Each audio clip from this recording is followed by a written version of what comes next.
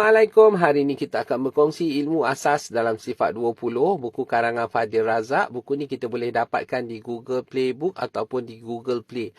Cuma kalau di Google Play, perlu klik pada book sebelum membuat carian tajuk buku ataupun nama pengarang. Okey, hari ini kita dah sampai ke bab sifat hayat. Hayat ni apa? Hayat ni adalah perhidup. Jadi dengan sifat perhidup, Allah hidup. Jadi ayat Quran ini adalah dalil nakal secara tafsil untuk sifat hayat. Allah ini hidup bukan dengan nafas. Bukan dengan unsur kejadian yang 4 seperti api, angin, air, tanah. Bukan juga Allah ni hidup dengan sebab makan atau minum. Bukan. Allah bukan hidup sebab makan dan minum. Jadi sifat hayat ni tak ada takluk. Sifat hayat tak bertakluk dengan apa pun. Jadi hanya ia seolah-olah syarat untuk akal kita terima bahawa zat Tuhan itu bersifat dengan sifat-sifat ma'ani, maka zat itu perlu hidup.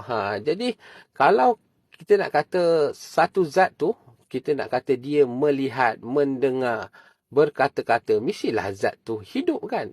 Jadi akal kita tak terima kalau zat itu tidak hidup. Jadi kita tengok pula dalil akal. Mari kita berfikir, jika Tuhan itu tiada perhidup, mesti Tuhan bersifat dengan lawannya, iaitu tiada perhidup. Bagaimana satu zat yang tidak hidup dapat bersifat? Dengan sifat berkuasa, melihat, mendengar, berkata-kata.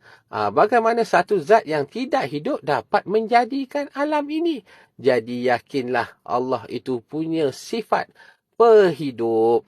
Sifat perhidup ni senang kata, kalau tak ada, bukannya tak ada sifat ma'ani yang lain. Tak ada takluk. Sebagai contohnya, orang mati. Orang mati itu ada perlihat, tetapi tidak boleh melihat.